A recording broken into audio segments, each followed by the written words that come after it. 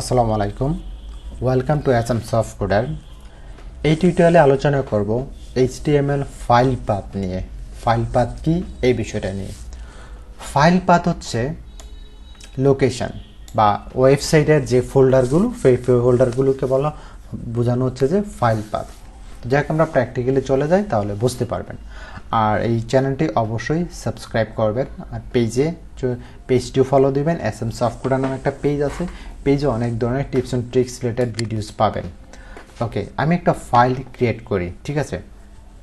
এই প্রজেক্টের ভিতরে জাস্ট এখানে ওকে একটা ফোল্ডার ক্রিয়েট করি, নাম দিলাম ফাইল পাথ। আপনি যে কোনো নাম দিতে পারেন ফোল্ডারের।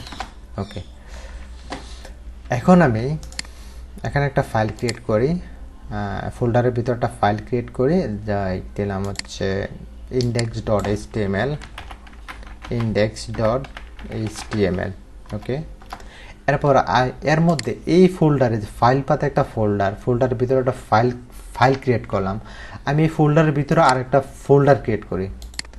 রাইট বাটন ক্লিক করে রাইট বাটন ক্লিক করে নিউ দিয়ে যাবেন ফোল্ডার। ওকে, ইমেজ দিলাম। ওকে, এরপর আরও একটা ফোল্ডার ক্রিয়েট করি, জাস্ট আপনার বোঝার জন্য একাধিক ফোল্ডার ক্রিয়েট করি, জাস্ট দিলাম সিএসএস। ওকে, জিনিসটা বুঝেন, এগুলো নিয়ে আপনার সবসময় কাজ করতে হবে। জাস্ট এইটা ওপেন করলাম। আচ্ছা, এগুলো দরকার নেই। এইচটিএমএল এর যে বেসিক ট্যাগগুলো আমি নিয়ে আসি। ওকে, HTML ফাইল পাথ জাস্ট লিখে দিলাম, এটা এত ইম্পর্টেন্ট কিছু না।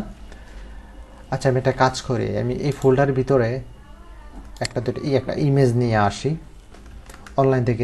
ওকে, আমি জাস্ট দুইটা ইমেজ রেখেছি। এই যে দেখেন, একটা ইমেজ c.jpg ফরম্যাটের একটা ইমেজ, ঠিক আছে। এই যে এই ইমেজটা নিলাম, এরপর আরও একটা ইমেজ ফোল্ডারের ভিতরে রাখলাম এই ইমেজটা। ওকে, নেচার নামে। এখন আমি এর মধ্যে একটা ইমেজ নিয়ে আসি, জাস্ট img ইমেজটা একটা নিলাম। নেওয়ার পরে এখন দেখেন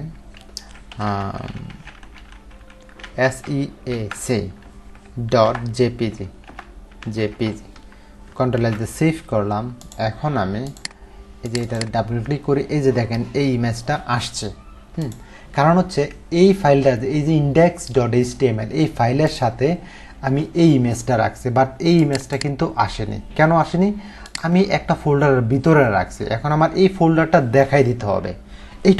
এগুলো হচ্ছে পাথ। এটা ধরনের একটা পাথ সরাসরি আমি এই ফাইলের সাথে রাখছি, এই কারণে কোনো ফোল্ডার দেখায়নি।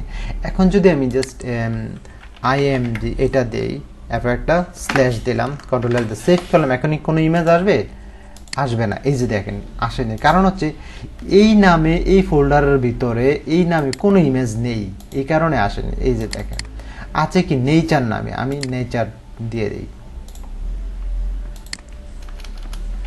NATUR নেচার, কন্ট্রোল এস দিয়ে সেভ করলাম।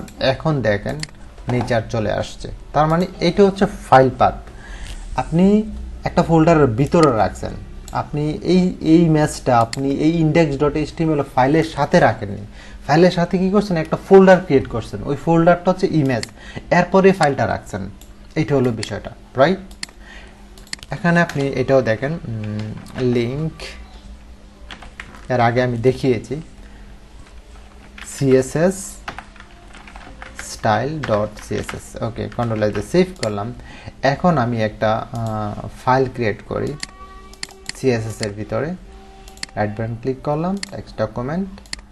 ওকে, style.css জাস্ট এটা ওপেন করি। করার পর এখানে আমি কিছু সিএসএস লিখব। ধরুন আমি এখানে একটা h1 নিলাম, this is a image। এই যে h1টাকে আমি জাস্ট এখানে কল করে দিই।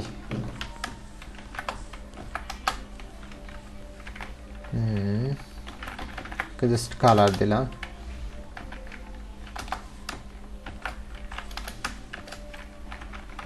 রেড, কন্ট্রোল এস দিয়ে সেভ করলাম। এখন দেখেন এই যে এটা রেড কালার হলো কেন জানেন? আমি এই যে স্টাইল ডট সিএসএস একটা ফাইল আছে, এই ফাইলের মধ্যে এই কোডটা আছে এবং আমি এই সিএসএস ফোল্ডারের ভিতরে এইটা রাখছি। এখন আমি দেখেন এটা আমি এই ফোল্ডারের নামটা কেটে দিলাম, এখন কি আসবে?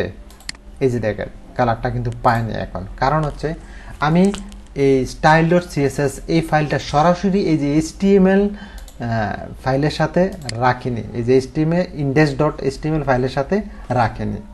এইটা হলো বিষয়টা। তো যাই হোক, আমার মনে হয় আপনারা বুঝতে পারছেন কিভাবে ফাইল পাথ জিনিসটা কি আসলে। দুইটা ইমেজ একসাথে শো করাই। এখন একটা হচ্ছে ফোল্ডারের ভিতরে, একটা ফোল্ডার না, মানে ইন্ডেক্স ফাইলের সাথে। কন্ট্রোল এস সেভ করলাম, এই যে দেখেন দুইটা শো করছে। তার মানে ফাইল পাথটা কি বুঝতে পারলেন, যে ফোল্ডার লোকেশনকে বলা হয়, লোকেশনকে বলা হয়। যে একটা ওয়েবসাইটে তো অনেকগুলো ফাইল থাকে, অনেকগুলো ফোল্ডার থাকে, ওগুলো লোকেশন ফাইল পাথটা আপনি কিভাবে ঠিক করবেন এই বিষয়টা। তো ভালো থাকবেন, আল্লাহ হাফেজ।